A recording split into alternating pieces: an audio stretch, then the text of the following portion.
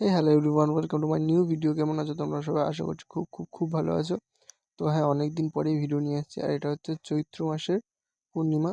তো দেখো, খুব একটা আড়ম্বর তো হয়নি, কিন্তু যেটুকু করেছি মানে যেটুকু পুজো দিয়েছিলাম সেটুকু তোমাদের সঙ্গে শেয়ার করার চেষ্টা করেছি। তো দেখো, প্রথমেই যেহেতু আমি সকালে আজকে স্নান করাইনি, আর এটা হচ্ছে আজকে বুধবার। তো ওটা রাত সন্ধ্যার বিকেলের দিকের ভিডিও এটা। তো হচ্ছে গিয়ে আমি যেহেতু সকালে আজকে গোপালকে স্নান করাইনি, সময় পাইনি, তো তার জন্যই আজকের পঞ্চামৃত দিয়ে চান করানোর চেষ্টা করলাম। তো দেখো, প্রথমেই কিন্তু আমি গুঁড়ো চন্দন দিয়ে চন্দনটাকে বেটে নিচ্ছিলাম।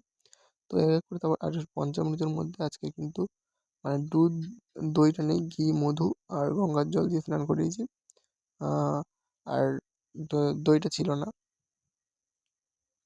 তো প্রথমে আমি চন্দনটাকে বেটে নিয়ে সবাইকে তিলক পরিয়ে দিয়েছিলাম। তারপরে সেই চন্দনটা নিয়ে ফুলে দিয়ে দিয়েছি। দেখো,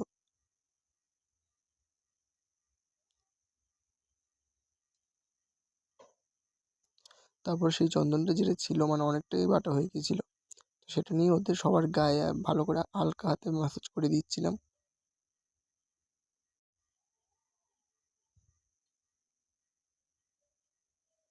আর আমি এক পাত্রের মধ্যেই সবাইকে নিয়ে নিয়েছিলাম, যেমন নারায়ণ, গোপাল আর শিবদেরকে।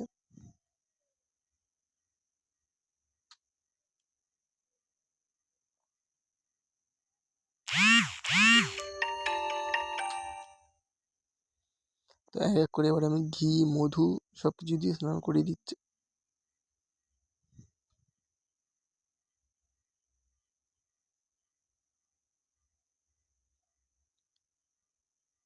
মধুটা দেওয়ার পর কিন্তু আমি হাতে করে ঘিটা নিয়ে নিয়েছিলাম, নিয়ে আর হালকা করে ম্যাসাজ করে দিচ্ছিলাম ওদের গায়ে।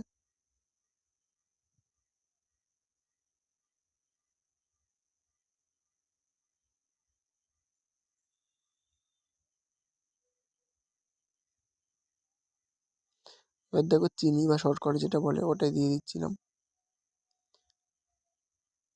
চিনিটার গুঁড়ো দিতে পারলে ভালো হতো, কারণ চিনি তো ঢেলে ঢেলে এটা গায়ে ম্যাসাজ করলে লাগে। তো ওর জন্য আমি এটার পরে আর ম্যাসাজ করিনি। প্রথমে গঙ্গা জল দিয়ে দিচ্ছি। গঙ্গা জল দিয়ে গাটা থেকে ধুয়ে নিয়েছি চিনিটাকে আসলে।